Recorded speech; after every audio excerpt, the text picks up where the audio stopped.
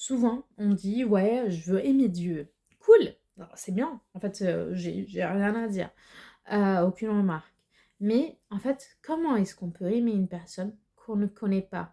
Comment est-ce qu'on peut avoir une relation si on ne veut pas, en fait, connaître cette personne?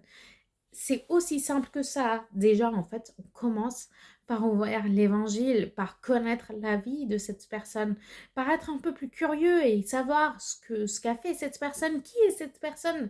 Et donc, en fait, petit à petit, on commence à tisser un lien, on commence à avoir une relation.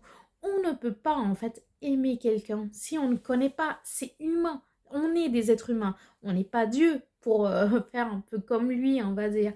On est des êtres humains. Donc, c'est tout à fait normal de connaître la personne ou de connaître la chose ou de connaître ce Dieu ou cette chose qu'on ne comprend pas ou voilà, cette chose qui nous est inconnue.